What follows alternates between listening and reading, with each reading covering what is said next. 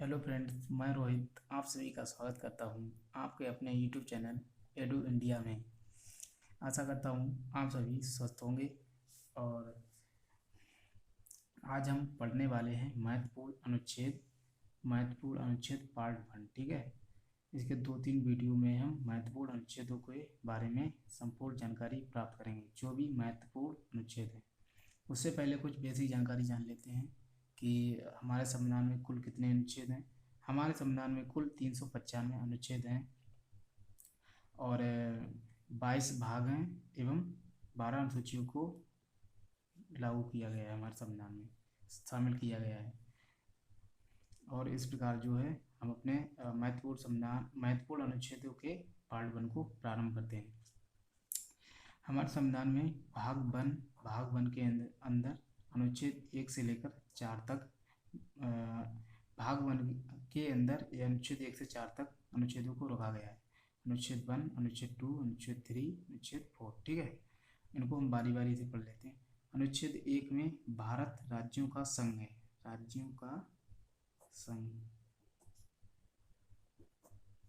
अनुच्छेद 1 में कहा गया कि भारत राज्यों का संघ है। जैसे कि भारत में राज्य एवं केंद्र शासित प्रदेशों का इसमें वर्णन किया गया है अनुच्छेद 1 में। और ये जो शब्द है संघ है, इस प्रकार का कई कई बार क्वेश्चन पूछे गए हैं कि भारत राज्यों का क्या है, तो उत्तर होना चाहिए भारत राज्यों का संघ है।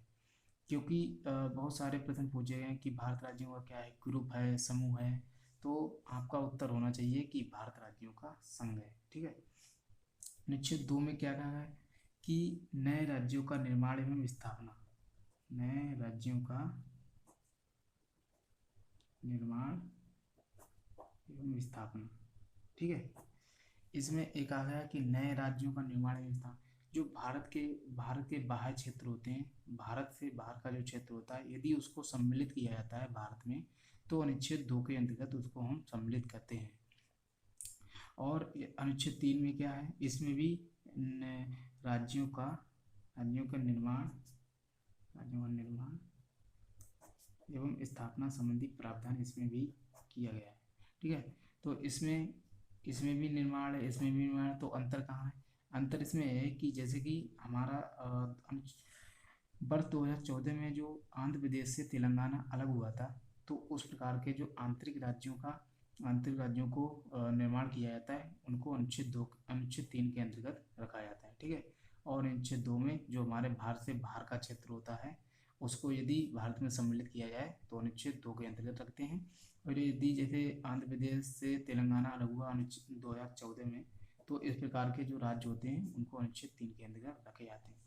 और इन दोनों अनुच्छेदों की शक्तियाँ जो हैं वो हमारी संसद को प्राप्त है। ठीक है, और अनुच्छेद 4 में क्या कहा है, ये हालांकि पूछा नहीं जाता, फिर भी इसको याद कर लेते हैं, क्योंकि अनुच्छेद 2 एवं अनुच्छेद 3 के जो प्रावधान हैं उनको किस प्रकार से प्रयोग करना है, इसके बारे में सारी जानकारी दी गई है अनुच्छेद 4 में। ठीक है, और इस प्रकार आगे बढ़ते हुए भाग दो में नागरिकता चैप्टर को रखा गया है। नागरिकता। ठीक है, नागरिकता भाग 2 में नागरिकता चैप्टर को रखा गया है। और इसमें 5 से लेकर 11 तक रखे गए हैं अनुच्छेद। तो 5, 6 ऐसे करके हालांकि पूछे नहीं जाते, तो इसलिए इसको इसकी ऊपरी समझ बना लेते हैं कि इसके अंतर्गत नागरिकता चैप्टर को पढ़ सकते हैं। इसमें हालांकि ऐसे पूछा जाता है कि भाग 2 में क्या है, तो नागरिकता है। और अनुच्छेद कितने से कितने तक हैं, तो 5 से 11 तक। ठीक है, भाग तीन में हमारे नागरिकों के मौलिक अधिकारों को रखा गया है। ठीक है, नागरिकों के मौलिक अधिकारों को रखा गया है। यदि मैं आपसे पूछूं कि मौलिक अधिकारों को किस देश के संविधान से लिया गया है, तो आपका आंसर होना चाहिए अमेरिका। ठीक है, अमेरिका से मौलिक अधिकार या मूल अधिकारों को लाया गया है। ये 12 से 35 तक अनुच्छेदों के अंतर्गत बांटे गए हैं। हमारे संविधान में मूल संविधान में सात मौलिक अधिकारों का वर्णन किया गया था, लेकिन वर्तमान में 6 मौलिक अधिकार हैं। इसमें जो 7वां था वो संपत्ति का अधिकार। संपत्ति का मूल अधिकार था उसको 44वें संविधान संशोधन 1978 के अनुसार के 44वां संविधान संशोधन 1978 के द्वारा हटा दिया गया था और इसको अब एक कानूनी अधिकार के रूप में अनुच्छेद 300 का के अंतर्गत एक कानूनी अधिकार के रूप में रख दिया गया है। और जो हमारे संविधान में जो 6 मौलिक अधिकार हैं, इनके बारे में जान लेते हैं। जैसे कि नंबर 1 समानता का अधिकार, नंबर 2 स्वतंत्रता का, नंबर 3 शोषण के विरुद्ध अधिकार, नंबर 4 शिक्षा एवं संस्कृति संबंधी अधिकार, नंबर 5 अल्पसंख्यक मामलों का अधिकार और नंबर 6 संवैधानिक उपचारों का अधिकार। ठीक है, उपचारों का अधिकार। इनको अनुच्छेदों में जैसे कि समानता का अधिकार 14 से 18 अनुच्छेद के बीच रखा गया है और स्वतंत्रता का 19 से 22। ठीक है, इसके अंतर्गत 19 से 22 में एक अनुच्छेद आता है, अनुच्छेद 21A। ठीक है, बहुत ही इंपॉर्टेंट है। इसको शिक्षा का अधिकार के रूप में रखा गया है, शिक्षा का अधिकार। ठीक है, शिक्षा का अधिकार जैसे कि जो 6 से 14 वर्ष के बच्चे होते हैं, इनके बारे में एक मौलिक अधिकार है कि जो अभिभावक होते हैं और माता पिता जैसे कि होते हैं, तो उनका अधिकार है कि 6 से 14 वर्ष के बच्चों को स्कूल में भेजें और उनको उनके भविष्य के बारे में मतलब ध्यान रखें। ठीक है, तो शिक्षा संबंधी अधिकार है और 6 से 14 वर्ष के बच्चों के बारे में ये जानकारी देता है। और शोषण के विरुद्ध अधिकार 23 और 24 में शोषण के विरुद्ध अधिकार। और शिक्षा एवं संस्कृति संबंधी अधिकार जो है वो है 25 से 28। ठीक है, 25 से 28 अनुच्छेद के अंतर्गत। और अल्पसंख्यक मामलों का अधिकार 29 एवं 30 के अंतर्गत रखा गया है। संवैधानिक उपचारों का अधिकार जो है वो अनुच्छेद 32 के अंतर्गत रखा गया है। संवैधानिक उपचारों का अधिकार बहुत ही महत्वपूर्ण अधिकार है, क्योंकि इसमें संवैधानिक उपचारों के अधिकार को बाबा भीमराव अंबेडकर साहब जो थे, उन्होंने अनुच्छेद 32 को संविधान की आत्मा कहा है। यदि आपसे पूछा जाए कि बाबा भीमराव अंबेडकर साहब ने किस अधिकार को संविधान की आत्मा कहा है, तो आपका उत्तर होना चाहिए संवैधानिक उपचारों के अधिकार। या ऐसे भी पूछा जा सकता है कि कौन सा अनुच्छेद है, तो अनुच्छेद 32, क्योंकि इसके अंतर्गत कुछ फैक्ट रखा गया है, जैसे कि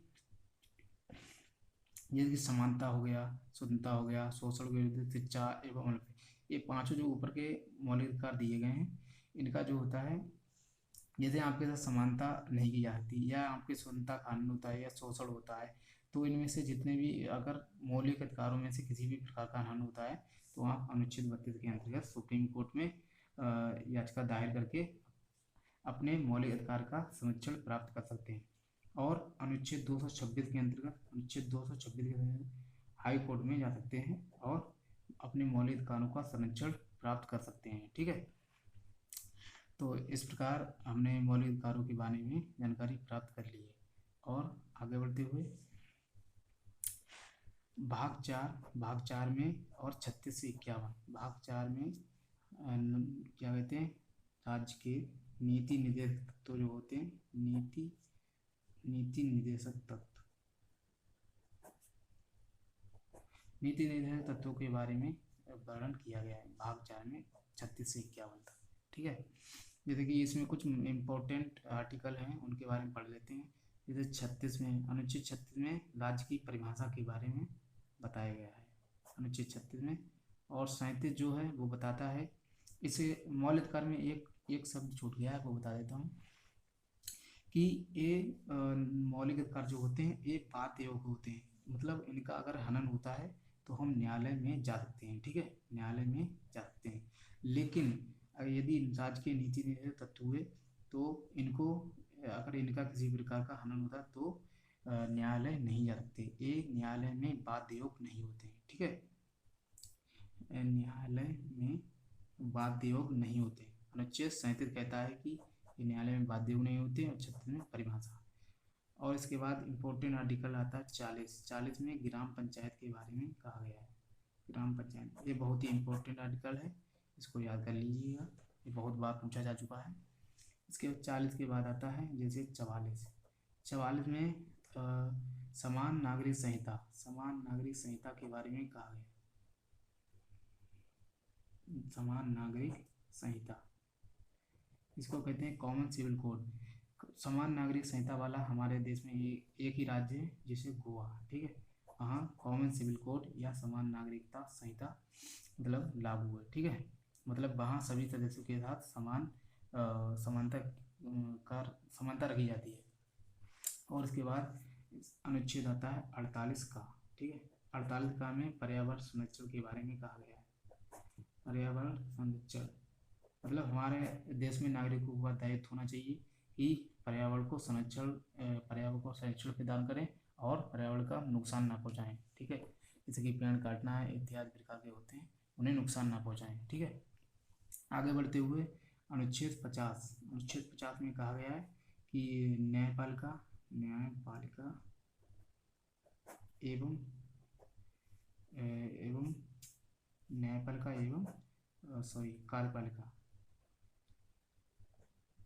न्यायपालिका एवं कार्यपालिका के शक्तियों का पृथक्करण के बारे में कहा गया है कि इन दोनों को अलग होना ही मतलब सही रहता है। यदि इन दोनों की शक्तियों को आपस में मर्ज कर दिया जाए तो कहीं ना कहीं जो है भ्रष्टाचार के मामला उत्पन्न होता है, इसलिए दोनों की शक्तियों को अलग अलग रखा गया है। पृथक्करण के बारे में अनुच्छेद 50 में कहा गया है, ठीक है।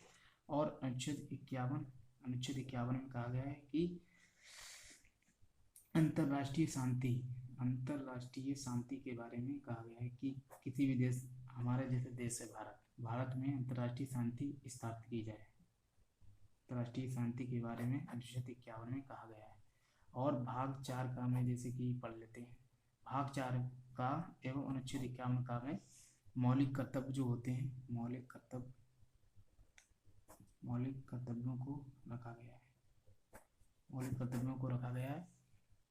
जैसे कि मौलिक कर्तव्य जो हैं, मैं आपसे पूछूं कि मौलिक कर्तव्य किस देश से लिए गए हैं, तो आपका उत्तर होना चाहिए रूस, ठीक है, रूस से लिए गए हैं।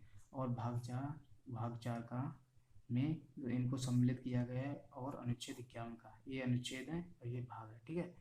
तो मौलिक कर्तव्य जो थे वो मूल संविधान का पार्ट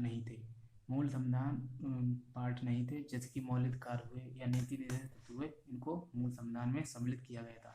लेकिन मौलिक कर्तव्यों को 42वें संविधान संशोधन 1976 के द्वारा जोड़ा गया था, ठीक है। और इसके अनुसार 10 मूल कर्तव्यों को जोड़ा गया था, ठीक है। और वर्तमान में एक और जोड़ा गया था, जैसे कि 86वें संविधान संशोधन 2002, इसके अनुसार 11वां संविधान संशोधन 86वें संविधान संशोधन 2002 के द्वारा 11वां मौलिक कर्तव्य जोड़ा गया था, ठीक है। और इस प्रकार जो है वर्तमान में 11 मौलिक कर्तव्य हैं। और पहले मौलिक कर्तव्य जो थे वो मूल संविधान का भाग नहीं थे, और 42वें संविधान संशोधन 1976 के अनुसार इनको जोड़ा गया था। इसका एक बार रिवीजन कर लेते हैं कि भाग 1 अनुच्छेद 1 से 4 तक अनुच्छेद 1 में राज्यों का संघ है, और अनुच्छेद 2 में नए राज्य, मतलब देखा जाए तो अनुच्छेद 1 से 4 तक भाग 1 में राज्यों के बारे में कहा गया है। भाग 2 में नागरिकता पढ़ सकते हैं, भाग 3 में मौलिक अधिकारों के बारे में, और भाग 4 का में जैसे कि पढ़ सकते हैं 36 से 51 तक राज्य के नीति निर्देशक तत्व। और जैसे कि इसमें इम्पोर्टेंट आर्टिकल हो गए 36, 37, 40, 44 और 48 का और 50, ये मतलब 51, ये इम्पोर्टेंट आर्टिकल हैं, आप इनको याद कर लीजिएगा, ठीक है। ये 40 वाला तो बहुत ही इम्पोर्टेंट है। और इधर आ जाते हैं जैसे कि 48 का, ये भी इम्पोर्टेंट है, और 51 ये भी, ठीक है। और इस प्रकार से भाग 4 का में मौलिक कर्तव्यों को जोड़ा गया है, और अनुच्छेद 51 के अंतर्गत इनको रखा गया है। ये रूस से लिए गए थे, और 42वें संविधान संशोधन 1976 के अनुसार इन्हें 10 जोड़े गए थे, और वर्तमान में 11 हैं। 86वें संविधान संशोधन 2002 के द्वारा 11 हो गए हैं, ठीक है। तो आशा करता हूँ आप सभी को ये वीडियो पसंद आई होगी, तो आप इसको लाइक करें, शेयर करें एवं सब्सक्राइब करें।